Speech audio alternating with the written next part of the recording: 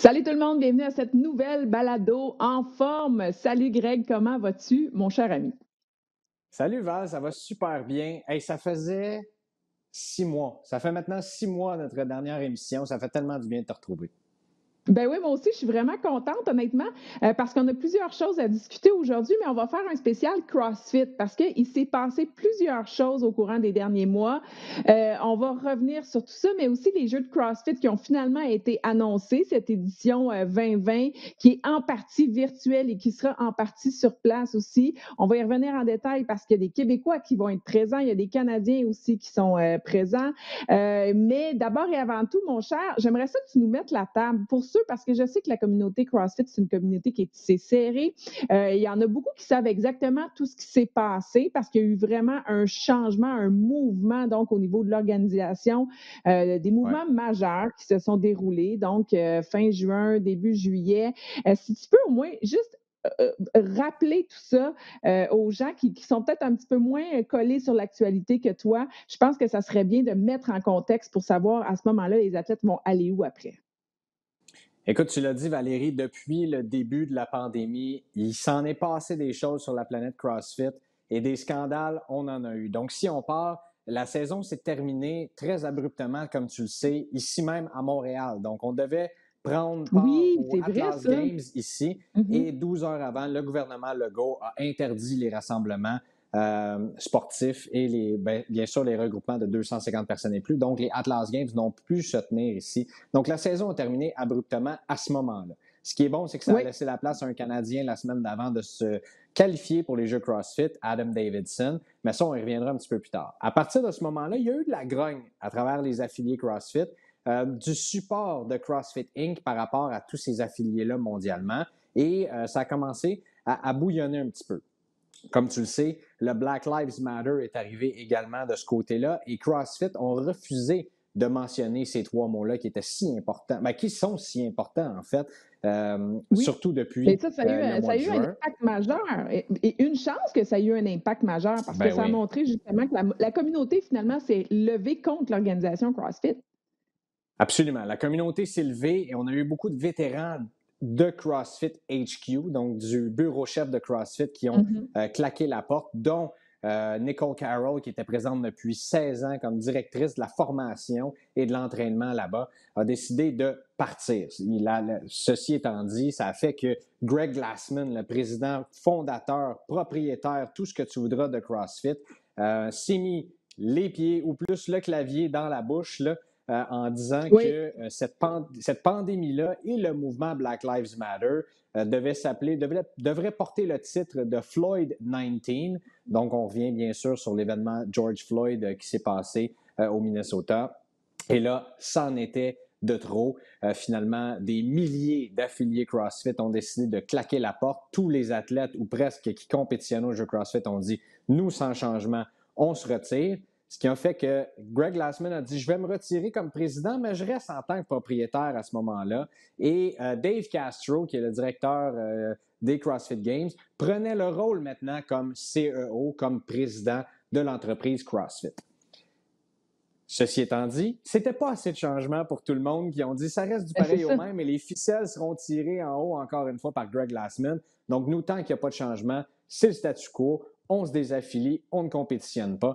Et finalement, quelques jours plus tard, c'est arrivé. Bien sûr, Greg Glassman a décidé de vendre l'entreprise à un entrepreneur dans les technologies américains, Eric Rosa, qui également, lui, est propriétaire de Centre CrossFit. C'est d'ailleurs tout un athlète, là. Et lui, ça fait 10 ans qu'il a son centre CrossFit et implante ça également dans les bureaux de ses entreprises aussi pour mettre les gens en forme. Donc, un gars de la communauté, sa venue a été acclamée par à peu près tout le monde. Et finalement, tout est revenu à la normale sur la planète. Donc, évidemment, tout ce que tu nous as résumé là, tu avais pondu des articles, donc parce que ça bouillonnait, je veux dire, de nouvelles dans le monde du CrossFit fin juin, début juillet. Tu viens de le résumer, mais si jamais vous voulez lire en détail, je vous invite à le faire dans la section en forme du RDS.ca.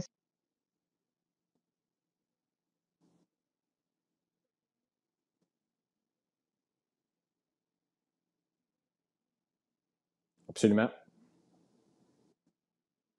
Mm-hmm. quand même une parenthèse sur lui. Selon toi, quels sont les changements de mentalité, de philosophie? Qu'est-ce qui peut apporter de bon, finalement, à l'entreprise, l'organisation CrossFit? Ce qui l'amène, c'est une communication. Donc, Eric Roza est un communicateur. On sait qu'il y avait un petit peu cette omerta-là qui tournait autour du bureau chef de CrossFit. Donc, quand on posait des questions à Dave Castro, à Greg Glassman, on n'aimait pas trop les médias et de son propre aveu, Greg Glassman gérait sa compagnie comme, on va dire, une gang de motards. Donc, il appelait ça comme ça. Lui, les plus forts vont survivre. Il avait ses favoris. Il y en avait d'autres avec qui il ne parlait pas. Donc, Eric Roza arrive avec une vision très inclusive du sport, une vision très internationale, bien sûr, arrive aussi avec un fonds d'investissement derrière lui, donc des gens qui veulent investir dans le support aux affiliés, ce qu'on ne retrouvait pas nécessairement avant, et investir également dans le sport au niveau des jeux CrossFit, au niveau des championnats mondiaux. Donc, c'est un petit peu ce que Eric Roza amène. Donc, ça a été, comme je te dis, ça a été une vague de fraîcheur, cet homme-là, de le voir souriant, de le voir se déplacer, de le voir à l'écoute également. Il a envoyé son courriel à tout le monde en disant « S'il vous plaît, posez-moi des questions, donnez-moi des nouvelles. Je veux avoir du feedback de la communauté. Je veux également savoir comment me diriger. » Et c'est ce qui est arrivé. D'ailleurs, il a ramené Nicole Carroll à bord, donc ce qui a été une excellente nouvelle également. C'est ça, c'était mon prochain point parce que là, tu en as parlé un petit peu de Nicole Carroll avant et là, c'était comme une déception parce que c'était comme un gros morceau de l'entreprise qui partait, mais là, finalement, Ouais. lui, l'a ramené. Donc ça, j'imagine que ça a été aussi un soupir de soulagement là, pour les membres de la Un communauté gros de soupir savoir de que ce soulagement, bien pion-là sûr. revient. C'est comme un gros pion là, dans l'organisation qui revient finalement en force. Là. Absolument. Et finalement, la vision que tout le monde voulait avoir, si on veut, tu sais, Nicole Carroll avait des visions de grandeur dans cette entreprise-là. Finalement, on va pouvoir exécuter ces visions-là, de rendre le sport plus international, plus accessible à tous. Ce que Greg Glassman a fait peut-être un petit peu maladroitement, mais arrêter les changements là, qu'on avait à peu près aux 2 ans de format qui venaient, bon, est-ce qu'on a fait de l'argent avec ça? Si oui, ben on le continue. Sinon, ben on arrête. Donc là, on va se fixer sur un seul format des jeux CrossFit et bien sûr, également, tu l'as dit, l'avenue de Nicole Carroll a fait également qu'Eric Roza a pu parler avec les propriétaires des événements sanctionnés un peu partout à travers la planète qui se sentaient un petit peu en danger. Est-ce qu'on va ramener les régionaux? Est-ce qu'on va revenir à l'ancien format et on va mettre de côté les événements sanctionnés? Eric Roza a dit non, on va garder tout le monde à bord et tout le monde qui... Moi, je ne lui ai pas parlé personnellement, j'ai parlé à beaucoup de gens qui ont eu des rencontres privées, personnelles avec lui et qui ont été agréablement surpris de l'ouverture de cet homme-là, de son écoute et de sa vision à long terme du sport. Donc, moi, je pense que finalement, là, tout ça a ramené à une excellente nouvelle là, pour le sport qu'on aime tant et que ça va grandir dans les prochaines années. Mais tu l'as dit aussi, hein, tu parlais de l'accessibilité au sport. Alors, je veux mentionner aussi qu'il y a eu la création de la bourse d'études CrossFit parce que c'est quand même important pour Oui. certains athlètes qui sont de haut niveau. C'est difficile d'atteindre des niveaux supérieurs, surtout lorsqu'on est un athlète et pas juste en CrossFit. On le sait dans tous les sports. Donc, parle-nous un petit peu de cette création là, de bourse d'études. Qui l'a fait, qui l'a concocté et vraiment pour aller chercher qui on va aller chercher avec ça?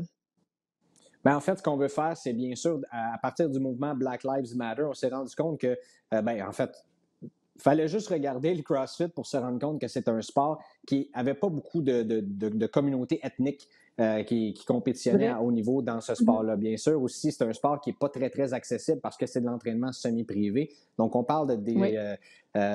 Des des montants frais importants. d'abonnement qui comptent Oui. exactement en haut de 100 $ par mois. Donc là, ce qu'on a décidé de faire, c'est d'ouvrir un petit peu ces horizons à ce moment-là, de voir comment on pourrait redonner aux communautés. Et CrossFit HQ ont décidé de créer un fonds à ce moment-là afin de remettre des fonds pour que, par exemple, des jeunes qui sont issus des communautés ethniques qui ont de la difficulté à avoir accès à Défavorisés ou l'entraînement. des milieux oui. Exactement, défavorisés aussi, de pouvoir rendre... En fait, ce qu'on veut faire chez CrossFit, c'est rendre le monde meilleur. Ça a toujours été cette philosophie-là. Mais là, on met l'argent où est-ce que... Comment on dit ça en français? Je ne sais pas, là. You put the money where the mouth is. On se donne les moyens. Les Ouais. bottines suivent les babines, comme dit Gilbert Delorme. Oui, Et ben c'est ça. Ça, c'est la on bonne traduction investit en français. justement... on investit justement dans Cette dans ce initiative. développement-là, si on veut, des jeunes défavorisés. Ouais. Ouais, excellent. Et rapidement, pour conclure sur toutes ces nouvelles dans le monde du CrossFit, je veux parler aussi de la nouvelle association des athlètes parce que ça aussi, c'était quand même un mouvement important qui s'est fait. Et Alexis Leblanc-Bazinet, qu'on connaît bien, qui est un bon ami à toi, le frère évidemment de Camille, qui fait partie d'ailleurs de cette nouvelle association-là. Explique-moi quel en est le but, pourquoi elle s'est formée, c'était quoi, quel a été dans le fond le message des athlètes en formant ça? Bien, il y avait eu, si on parle des athlètes, il y a eu une ligue qui s'est formée, bien sûr, à partir des, comme on dit, les événements sanctionnés qui, de leur côté, parce que là, tu m'as parlé de deux associations différentes, les événements sanctionnés qui se sont sentis un petit peu mis de côté par CrossFit, qui ont voulu se dissocier de la marque, ont créé une association, une ligue indépendante, si on veut, qui fait que les athlètes peuvent gagner plus d'argent, peuvent avoir accès à plus de commanditaires. Et ça, là-dedans, on a plusieurs événements de Loud and Live. Le Wodapalooza, par exemple, le West Coast Classic sont deux gros événements. Le Filthy 150 en Irlande, qui en fait également partie. Et ces gens-là ont regroupé plusieurs événements sanctionnés. Alexis Leblanc-Bazinet des Atlas Games en fait partie également et c'est établi étant un des leaders de cette organisation-là. Maintenant, en ce moment, on est toujours en discussion avec CrossFit de qu'est-ce que va avoir l'air la saison 2021. Est-ce que ces événements-là vont revenir dans le giron, vont agir indépendamment, mais quand même, si on veut, en symbiose avec les CrossFit Games pour ne pas nuire l'une à l'autre. De ça est née l'Association des athlètes professionnels de CrossFit, qui est chapeautée, si on veut, par quelques athlètes, dont deux Canadiens, Brent Fikowski et Patrick Vellner, qui sont grandement impliqués là-dedans. Tia Claire Toomey, également la triple championne du monde, qui est impliquée fortement. Ces athlètes-là ont voulu se faire entendre, ont voulu faire entendre leurs besoins et en fait, leurs revendications aussi en tant qu'athlète. Donc, vouloir cesser encore une fois l'omerta de dire on change le format des jeux CrossFit. Cette année, il va y avoir des coupures. Cette année, il n'y en a pas. Les standards de mouvement, on arrive, on a beaucoup de surprises. À un certain moment donné, oui, on veut avoir bien sûr la surprise des événements, mais quand même avoir une certaine structure et accès à plus de commanditaires, accès à plus d'argent et faire entendre nos voix.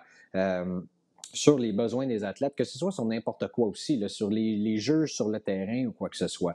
Donc, on a créé cette initiative-là. Et d'ailleurs, cette année, au Jeux CrossFit, on a un comité d'athlètes dont Annie Thorisdottir a présentement la présidence. Annie Thorisdottir, bien sûr, qui est enceinte, donc elle ne peut compétitionner cette année aux Jeux, va faire entendre sa voix pour défendre les athlètes et en fait les représenter là, comme une espèce de syndicat, si on veut. OK, intéressant. Ça résume bien, je pense, la situation, mais je pense que c'est important. Je vais te laisser reprendre ton souffle pendant que j'aborde le prochain sujet parce que il faut en parler, ça va de soi. C'est pas tout le monde. Nous, évidemment, toi, tu es dedans. Moi aussi, quand même, je suis collée sur l'actualité. Donc, j'ai suivi un peu tout ce qui s'est passé au niveau des CrossFit Games, donc les Jeux de CrossFit 2020 qui ont été confirmés.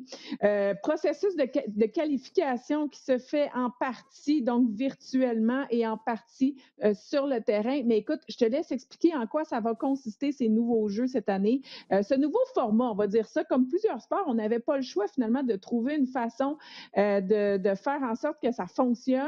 Je pense que Ouais. ça va fonctionner. Mais je te laisse d'abord résumer de quelle façon on va procéder cette année.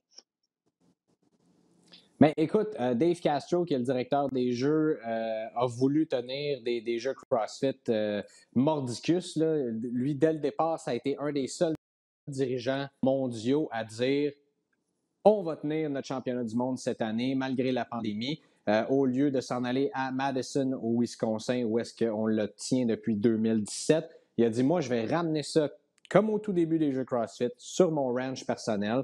Donc, personne ne va pouvoir empêcher de le faire. On va respecter les règles de distanciation sociale, mettre des mesures en place pour, bien sûr, ne pas contribuer à la pandémie, mais bien sûr, l'enrayer.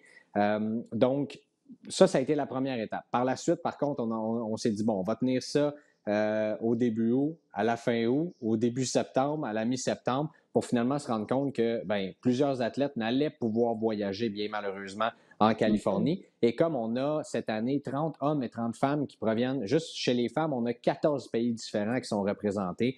Donc, ça aurait donné finalement un championnat américain, ce qu'on ne voulait pas. Donc, on en est venu à la conclusion de dire on va travailler en faisant une portion en ligne, ce qui est dans l'esprit de CrossFit depuis le début, là, comme on connaît le Open et plusieurs également autres Team Series qui ont été faites là, en ligne, des trucs comme ça, le lift-off aussi.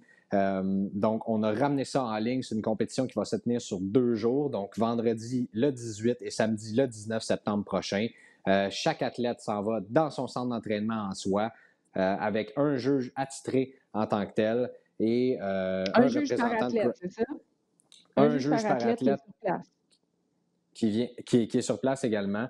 Et OK. les athlètes vont compléter des épreuves à ce moment-là, envoyer les scores à CrossFit HQ, leur performance, pour finalement que le top 5 des hommes, le top 5 des femmes se rendent en Californie sur le ranch de Dave Castro à la mi-octobre pour se disputer la finale du championnat mondial.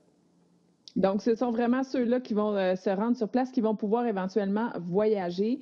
Donc, c'est la façon virtuelle. Tu l'as dit, dans les Open, c'était toujours ça. Il y avait toujours une portion virtuelle. Mais ça doit être quand même assez particulier cette fois-ci de jouer. C'est comme si on... C'est encore plus gros que le Open. Là. Tu sais, c'est comme on est vraiment proche de l'avoir. Est-ce que tu as tenté le pouls un petit peu des athlètes pour savoir comment ils se sentent avant justement ces 2 journées si importantes pour eux? On a parlé à quelques athlètes, c'est sûr, puis en fait, ils sont tous excités de compétitionner. Je veux dire, tout le monde aurait pris une compétition en vrai, de se rendre en Californie, de côtoyer ces gens-là. C'est sûr que ça fait très différent de rester chez soi, de compétitionner dans cet environnement-là. Ça va avantager peut-être certains, ça va en désavantager d'autres, Mais c'est ça mais que la j'allais dire, majorité des OK, athlètes... ça dépend vraiment. Il y en a pour qui ça va être avantageux. Il y en a pour qui c'est comme si le fait de voir ton propre adversaire en personne est une source de motivation à te repousser. Peut-être que ceux-là vont avoir un petit peu plus de difficultés, tandis que quelqu'un qui est vraiment concentré dans sa bulle, qui a tendance à être déconcentré par l'extérieur, peut peut-être être avantagé. Ça dépend vraiment. Qu'est-ce que tu en penses, toi? Bien, il y a des athlètes pantouflards qu'on a vus qui ont toujours bien performer au Open à ce moment-là. On voit qui donnent des performances exceptionnelles. Et lorsqu'on arrive sur le terrain de compétition contre, je veux dire, si, mettons, on est un petit peu en avant de certains athlètes, on se laisse impressionner ou on se laisse, comme tu l'as dit, débalancer, c'est des choses qui arrivent. Donc, c'est sûr que certains de ces athlètes-là vont se sentir un petit peu plus confortables à la maison. Mais d'autres, par exemple, là, je ne dis pas que Matthew Fraser va être désavantagé, mais Matthew Fraser est clairement un gars on appelle ça un clutch player, là. Un gars de foule, et lorsqu'il entend la foule, lorsqu'il voit qu'un La athlète va se rapprocher pression, de lui, oui. exactement. Donc, va mettre la pédale au plancher, la pédale au métal, là, et va donner tout ce qu'il a pour remporter l'épreuve. Donc, je veux dire, c'est certain que ça va jouer un petit peu, mais tous les athlètes sont quand même remplis de gratitude de dire au moins on a quelque chose, on compétitionne, on est content. Et écoute, dans tout ce monde-là, là, dans tout ce qui se passe cette année, on va le prendre, ça c'est sûr et certain. Et dis-moi, Greg, jusqu'à présent, est-ce qu'on connaît certaines des épreuves? Tu sais, souvent, c'est vraiment à l'approche ou la journée d'avant qu'on divulgue une épreuve. Est-ce que là, Ouais. on connaît certaines des épreuves d'une des 2 journées? On n'a aucune idée dans quoi on s'embarque ou on a-tu des indices par rapport à ça ou on sait Ben, encore... Dave Castro a mis plusieurs indices, comme à l'habitude, là, OK. fidèle à lui-même, a mis des indices. Ben, c'est Et ça, oui. ce sont tous des noms des entraînements qu'on connaît. Donc, je veux OK. dire, on aurait une version de... Ben, en fait, celle-là est sortie. Les 2 premières épreuves sont sorties au moment où est-ce qu'on enregistre cette merveilleuse émission. Il y a un Friendly Fran qui va se faire et un One Rep Max, donc un effort maximal au front squat. Donc, un squat OK. avec la barre au devant des épaules. Avec Donc, une charge maximale. avec une charge maximale. Et la version de Fran, donc ce sont 3 rondes de 21 thrusters à 115 livres pour les hommes, 85 livres pour les femmes et 21 chest to bar pull-ups. Donc, assez difficile. C'est pas le Fran tel qu'on le connaît.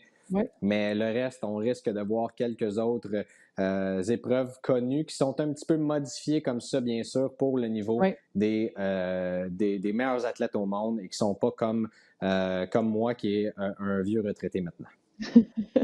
Ben, c'est du grand Dave Castro, honnêtement. C'est sa signature, hein, de toujours donner des indices, de repousser dans le fond, de faire 2 fois l'entraînement, ou en tout cas toujours ajuster avec une coche de plus.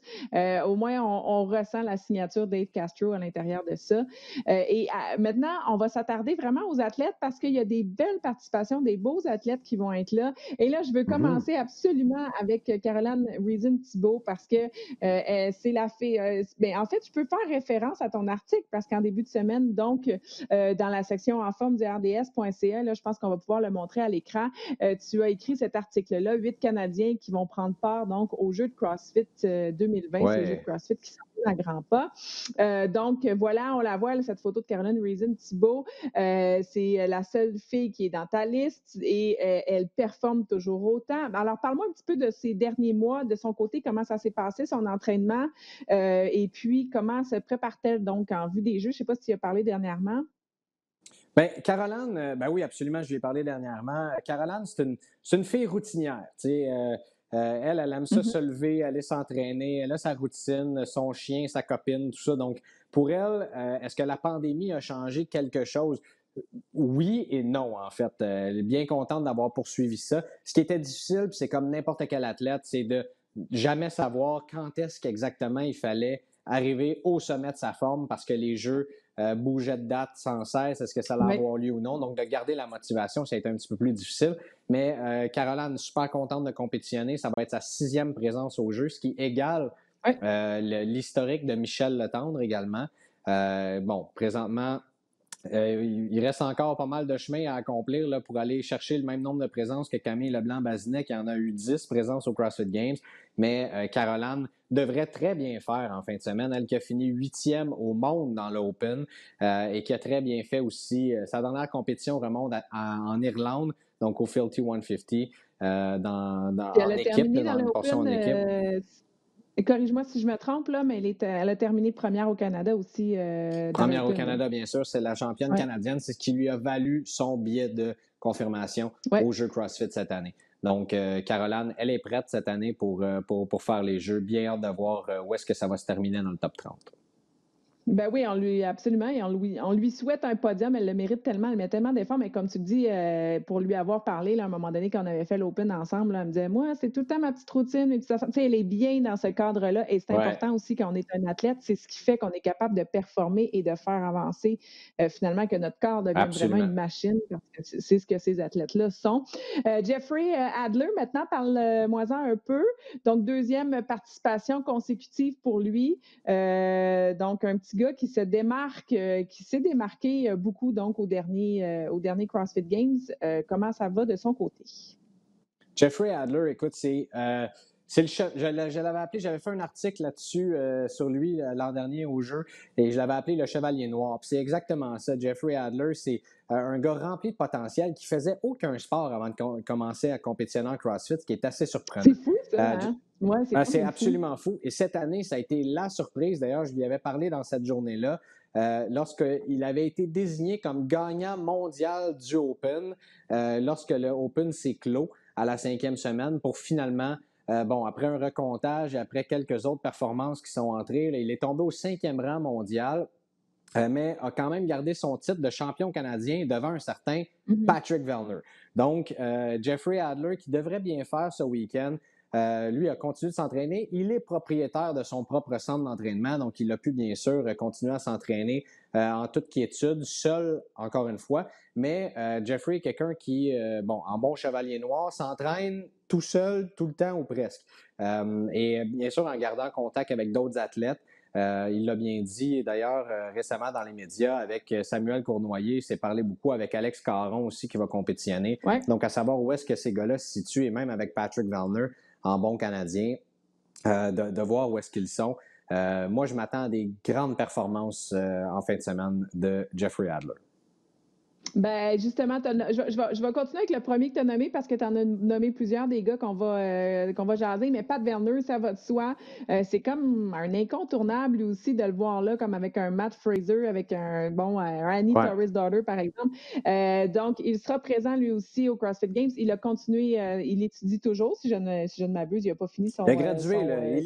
Il a gradué, OK! Il est chiropratique. Non, il est chiropraticien, bien sûr. Il a gradué. C'est Il a officiel! OK, déménagé. j'étais pas C'est au courant de officiel. ça. Ben tant mieux! Ouais, c'est bien, Il a je suis bien déménagé contente ses pour lui. pénates avec sa future femme, Michelle. Ouais, Il a déménagé à Nanaimo, en Colombie-Britannique, donc ce qui est assez loin OK, quand même. de nous. Oui. Mais écoute, Pat a connu une saison absolument époustouflante. Il a remporté l'Open. C'est lui le champion du monde en titre du Open, battant Matt Fraser au passage. Matt Fraser n'avait jamais perdu une compétition avant celle-là, depuis qu'il a été nommé champion du monde pour la première fois il y a 4 ans. Donc, Patrick a gagné l'Open, remporté le Wodapalooza facilement, a remporté facilement également le Rogue Invitational. Et ce qui est important de noter là-dedans, c'est que le Rogue Invitational et le Open se tiennent bien sûr en ligne. Et il a remporté les deux. Oui. Donc, j'ai hâte de voir ce qui va se passer dans ce même format-là. Il a d'ailleurs, en bon Patrick Vellner, d'une façon sarcastique, il a dit que lui, il n'allait pas se plaindre que ce soit la compétition en ligne parce qu'à date, ça se passait bien, ses affaires, dans les compétitions en ligne. Puis il avait mis une photo, publié une photo de lui avec sa couronne du Rogue Invitational sur la tête. Donc, ceux qui connaissent Patrick Vellner vont bien sûr reconnaître son humour. Mais écoute, dans mes prédictions, je le mets d'ailleurs gagnant de cette première portion-là. Moi, je pense qu'il va arriver en Californie l'an prochain, oui, dans un mois, avec le chandail de meneur sur les épaules. Bien hâte de suivre cette histoire-là. En tout cas, si jamais tu lui parles, je sais que c'est un ami à toi. Tu le salueras de ma part. On l'avait eu sur la balado-diffusion, Bien donc sûr. l'année dernière, et il expliquait justement à quel point, pour lui, ses études en kinésiologie, il fait en sorte qu'il trouve une espèce d'équilibre avec l'entraînement parce que sinon, tu penses juste tout le temps à l'entraînement, puis ça peut vraiment te rendre fou parce que ton cerveau pense juste à ça. Tandis que là, c'était comme son échappatoire finalement, ses études. Mais on voit que même sans ses études, si tu me dis qu'il a finalement il est gradué, ben tant mieux s'il est capable de poursuivre à un niveau aussi élevé qu'il était. Il est toujours aussi dominant et impressionnant à voir sur les terrains. Mais continuons. Maintenant, on parlait d'un vétéran qui est Pat Vellner. Parlons d'un plus jeune qui n'est pas un rookie, on va pas dire une recrue, mais qui commence à avoir de plus en plus d'expérience derrière la cravate, Samuel Cournoyer. Donc, Sam Cournoyer qui fait partie aussi des Canadiens, des 30 Canadiens, non, pas les 30 Canadiens, mais les 30 athlètes les 8 masculins. Canadiens sur les 30. Oui, c'est ça, les 8 Canadiens sur les 30, donc qui prendra part à ces compétitions virtuelles. À quoi tu t'attends donc de Sam Cournoyer? Samuel, en fait, je m'attends à une belle performance. Puis ce qui est drôle, il avait lui-même mis sur les médias sociaux comme quoi que peu importe ce qui se passe, il a déjà amélioré son rang par rapport à l'an dernier, lui qui avait terminé 35e au Jeux 2019. Donc, en faisant partie du top 30, c'est déjà bien. C'est vrai. Lui, Samuel a pris l'avion la semaine dernière pour se rendre à Cookeville, au Tennessee, parce qu'il fait maintenant partie de l'écurie Mayhem. Donc, il va aller faire ses épreuves en compagnie de Rich Froning, de Matthew Fraser, de Hayley Adams, de Tia Claire Toomey, de toute cette belle gang-là, si on veut. Donc, c'est sûr qu'en ayant du support de ces gens-là autour de soi, on peut s'attendre à des belles performances de Samuel. Est-ce que ce sera assez pour se rendre au top 5? Je ne croirais pas. Je pense que Sam peut continuer sa progression, si on veut. Il va bien nous représenter. Il y a eu une belle saison également dans laquelle, il a compétitionné dans quelques événements sanctionnés. Mais voilà. Donc, je pense qu'on peut s'attendre à une belle progression de lui. Voyons voir où est-ce que ça va le mener dans le top 30. Oui, d'ailleurs, Sam faisait partie d'un de ceux qu'on avait fait un profil d'athlète. Je pense qu'il y a 2 étés de ça. Mais dans ton lien de l'article sur le RDS.ca, dans la section En forme, j'avais mis justement simplement cliquer sur Sam Cournoyer ou Pat Vellner, c'en est un autre, ou Caroline Reason-Thibault. Ce sont tous des athlètes sur lesquels on avait fait des profils. Vous irez voir ça. Absolument. Super intéressant parce que Sam, c'est un ancien joueur de hockey, donc il avait vraiment une carrière au hockey et il a transigé finalement vers le CrossFit. Super intéressant aussi. Et on poursuit donc ces profils d'athlète, cette fois-ci avec Alex Caron. À quoi tu t'attends d'Alex? Comment ça a été les derniers mois pour lui au niveau de l'entraînement? Alexandre Caron, c'est le vieux vétéran. Donc, Alexandre a 22 ans, mais on dirait que ça fait comme 10 ans qu'il fait du CrossFit. Je me souviens en 2018, lorsqu'il avait attrapé la 5e place pour le qualifier pour les Jeux CrossFit au East Regional, tout le monde disait enfin Caron a sa place au soleil, s'en va aux Jeux CrossFit, arrive la première journée, doit faire un squat sous la pluie et se déchire le ligament croisé du genou. Donc, bien malheureusement, ça a mis fin à ses Jeux. Mais Alex Caron est une machine de guerre. Je m'attends à une belle performance de lui. En fait, même au Rogue Invitational, il a terminé au 8e rang. Personne ne s'attendait à rien. Il a chauffé les meneurs dans à peu près toutes les épreuves de ce week-end-là. Donc, À surveiller Alex Caron. Est-ce que ça va être assez, encore une fois, pour faire partie du top 5? Je ne penserais pas. Mais est-ce que ça peut être une surprise, quelqu'un à qui on ne s'attend pas, qui va écarquiller des yeux, et surtout que, à moins d'une catastrophe, là, cette fois-ci, bon, au moins, il va pouvoir prendre à 2 journées complètes de compétition, ce qui est une bonne nouvelle en soi, là. Et ensuite, je veux te parler le prochain sur notre liste. Pourquoi ne pas parler d'Adam Davidson? Il est du côté de la Colombie-Britannique. Et là, je me pose la question, est-ce qu'il s'entraîne avec Pat Vellner? Il s'entraîne avec Pat Vellner, oui. D'ailleurs, la semaine dernière, là, je te donne des petits potins, mais lui a participé Ben à oui, on aime aider ça, on aime ça. à monter la structure d'entraînement dans la nouvelle maison de Patrick Vellner. Et d'ailleurs, Adam Davidson a décidé de joindre l'écurie de Michel Letendre d'Ecocomp. Et comme on le sait, bien sûr, Michel entraîne Patrick depuis plusieurs années. Donc, Donc, Michel, d'ailleurs, elle est à continue à Victoria. l'entraîner. Elle continue de l'entraîner à distance ou elle va là-bas l'entraîner? Elle est présentement à Victoria pour être avec Adam et avec Patrick également. Donc, OK. c'est ça, elle travaille avec les deux. Adam a connu une belle progression cette année. Un petit peu par surprise, il a remporté le dernier événement sanctionné qui était le Brazil CrossFit Championship qui s'est tenu une semaine avant que tout ferme. Donc, ça a été le dernier qualifié aux Jeux CrossFit cette année. Bon, c'était super drôle de voir ses publications sur les médias sociaux à Adam Davidson, qui était tout content de recevoir finalement, après 8 ans d'attente, ses chandails avec son nom dessus, le drapeau du Canada. Était comme un enfant à Noël. Donc, Adam qui est là, bien sûr, pour profiter de l'expérience des Jeux CrossFit. Je pense qu'il se met des attentes raisonnables dans lesquelles il y a des épreuves dans lesquelles il va très bien performer. C'en est un notamment que, justement, sur cette charge maximale-là au front squat, devrait très bien faire. Mais je pense pas non plus que ça va être assez pour aller monter dans le top 5. Mais c'est quand même intéressant de l'avoir là parmi les 30 meilleurs. Et là, ensuite, un incontournable, il faut en parler, Brent Fikowski, qui est aussi, on va dire, un habitué des Games. Comment ça se déroule de son côté? Brent Fikowski, The Professor, un autre de la Colombie-Britannique.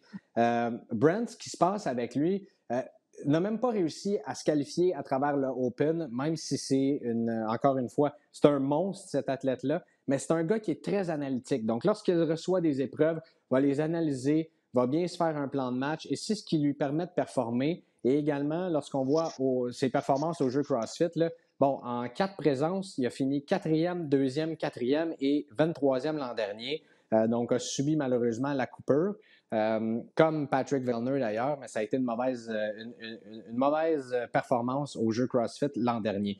Donc, cette année, il n'a pas pu se qualifier par l'Open, malheureusement. Les formats en ligne ne sont pas nécessairement un format qui convienne bien à Brent Fikowski, un gars de 6 pieds 2, 215 livres aussi. Donc, va beaucoup plus performer dans un contexte de jeu CrossFit dans lequel on met de jeu CrossFit, c'est-à-dire lorsque ça se tient dans des vraies épreuves, là, si on veut, sur place avec des mouvements toujours un petit peu surprise parce que c'est un athlète qui est excessivement complet. Ça, c'est peut-être la grosse déception qui est dans mes prédictions. Je ne pense pas que Brent Fikowski va faire le top 5 cette année et se rendre en Californie, malheureusement. OK. Et selon toi, Picha a-t-il des munitions, lui, de son côté? Penses-tu que lui pourra se rendre dans ce top 5? Parce que jusqu'à présent, là, je prends des notes pendant que tu parles, mon cher collègue, et je vois qu'on est très sélectif. Je vais te demander, on va résumer tes prédictions à la fin, Ouais. mais il n'y en a pas tant que ça des Canadiens qui risquent de se rendre dans le top 5, selon toi, là. Ben, j'en ai mis quand même 2 dans mes prédictions, Jeffrey Adler et Patrick Vellner, qui, je crois, vont réussir à rentrer dans les 5 billets qui seront donnés. Picha, encore une fois, c'est un athlète hyper complet. Moi, j'ai compétitionné contre Picha en 2015, c'est-à-dire aux régionaux.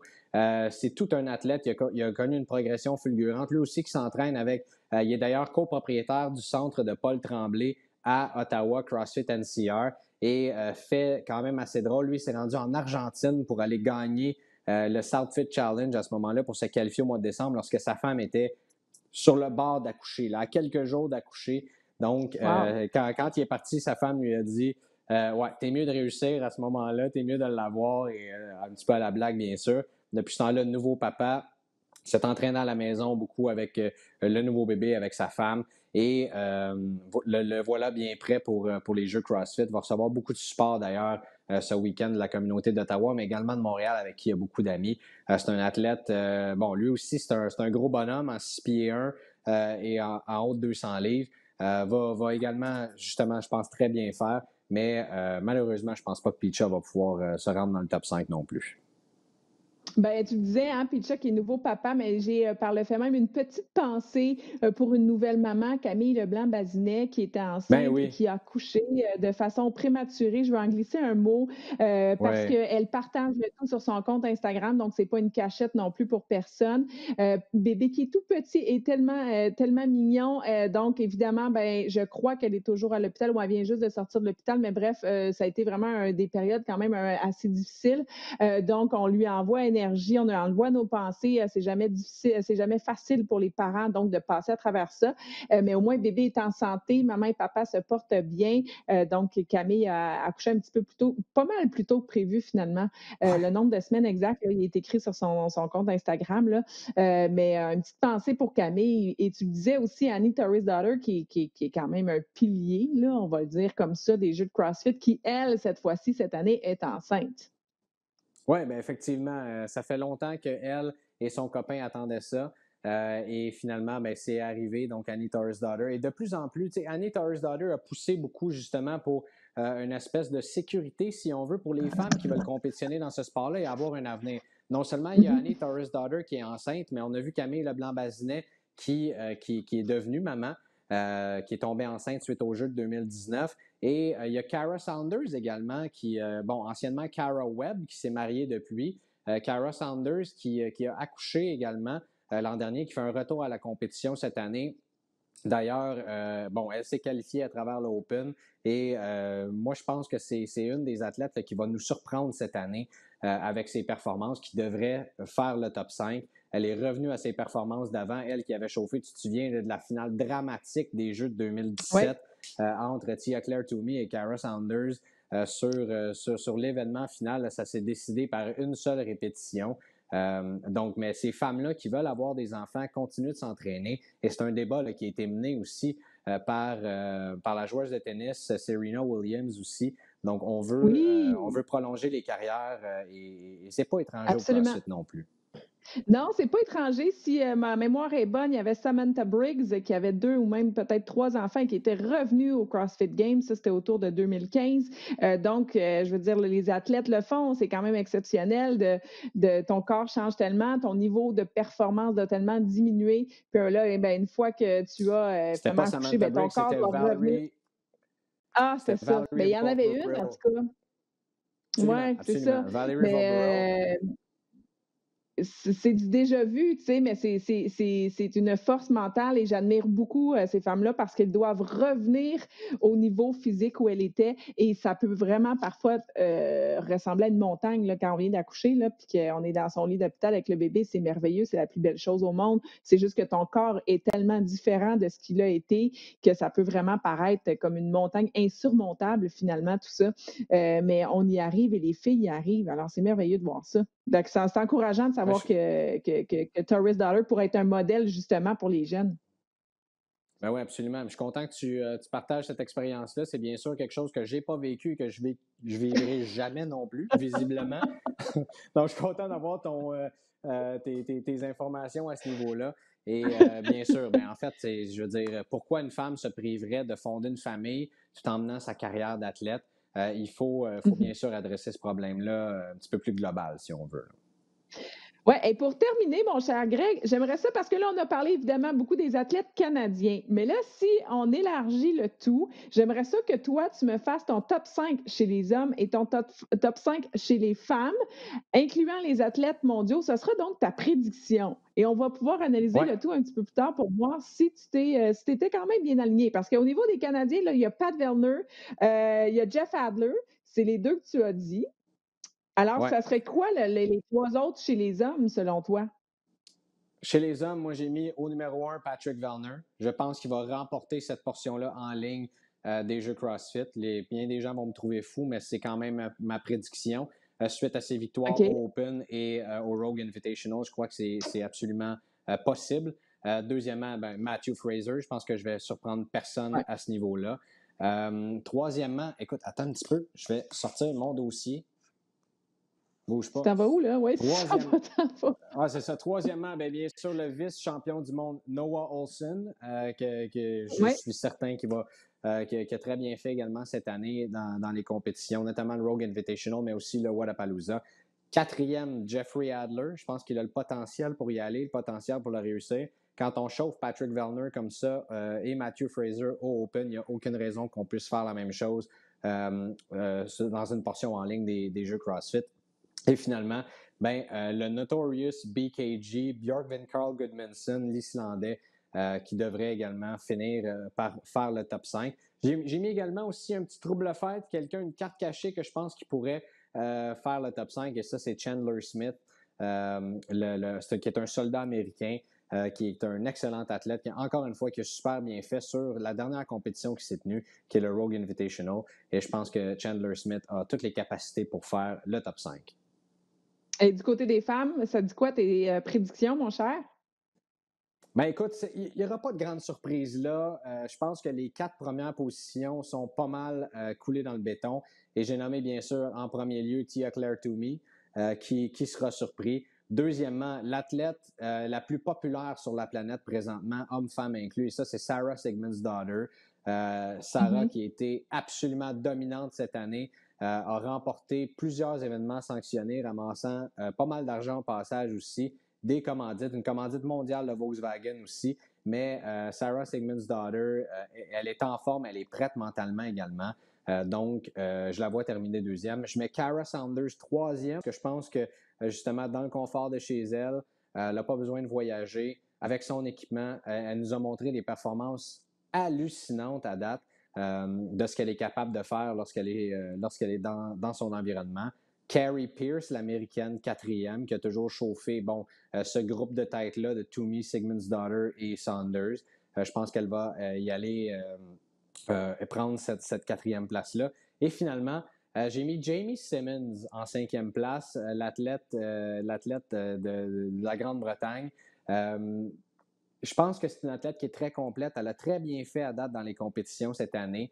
C'est toujours, on l'appelle ça un sleeper, là, si on veut. Je m'excuse d'utiliser l'anglicisme, mais toujours quelqu'un qu'on ne voit pas arriver, mais une carte cachée, c'est ça, qui arrive. Carte cachée, oui. Je pense que, étant donné qu'elle est aussi complète que ça, elle a connu une belle saison. Moi, je la mettrais. Je ne serais pas surpris de l'avoir arrivée en cinquième place. Et ma trouble fête du côté des femmes, c'est la Norvégienne Kristen Holta, qui est montée sur le podium des Jeux l'an dernier, qui est une athlète excessivement complète, qui pourrait facilement aussi rentrer dans ce top 5-là, mais je me devais de mettre une petite surprise parce qu'il y en a toujours. C'est pour ça que j'ai mis Jamie Simmons en cinquième place. Ben oui, puis ça serait le fun d'avoir une surprise, Caroline Reason-Thibault, qui arrive à percer elle aussi le top 5. Ça serait une très, très belle surprise. Puis honnêtement, on le sait jamais dans le monde du CrossFit. Ça peut être une blessure qui arrive, on n'en souhaite à personne, mais je veux dire, ça peut être un accident si vite arrivé ou quoi que ce soit qui change finalement les plans complètement d'une personne. Puis en plus que présentement, à ce moment-ci, on est toujours un petit peu dans le qui-vive parce qu'on dirait que des fois, on organise des choses puis les choses changent tellement vite et rapidement qu'on espère que pour ces athlètes-là, justement, tout se passe bien et que les dates tiennent. Du moins, ça devrait l'être pour le moment, que ça ne les empêche pas, évidemment, de voyager, d'aller participer. Et on les suivra assidûment. Et toi aussi, tu les suivras parce que dans la section en forme du RDS.ca, tu pourras faire des résumés donc de toutes les épreuves, de toutes les étapes, de suivre les Québécois, suivre les Canadiens et finalement nous mettre au courant de tous les faits saillants. Tu seras là, mon cher ami, pour nous, n'est-ce pas? Bien sûr, Valérie. Je n'ai qu'un seul travail et je vais m'y adonner à bien faire ça ce week-end. Super. Merci beaucoup d'avoir été là, tout le monde. On est très heureux de vous retrouver. Là, évidemment, c'était un spécial CrossFit aujourd'hui parce qu'il y avait plein de choses, plein d'informations pertinentes à mettre à jour avec vous pour vous tenir au courant, pour savoir qu'est-ce qui se passe avec nos athlètes. Mais les semaines prochaines, donc, on continue notre balado. Greg, aux 2 semaines, on va se retrouver. Ça va être notre rendez-vous. Si vous avez des suggestions de sujets, d'ailleurs, n'hésitez pas à nous les faire parvenir. Ou sinon, on aura évidemment souvent un invité donc avec nous pour parler de toutes sortes de sujets, que ce soit entraînement, nutrition, mise en forme. Bref, on est là pour en discuter. On a toutes sortes de belles choses qui s'en viennent donc au courant des prochaines semaines. Alors, suivez-nous parce que ça nous fait plaisir donc d'entendre des bons commentaires et d'être là pour vous. Merci Val. Salut, à la prochaine!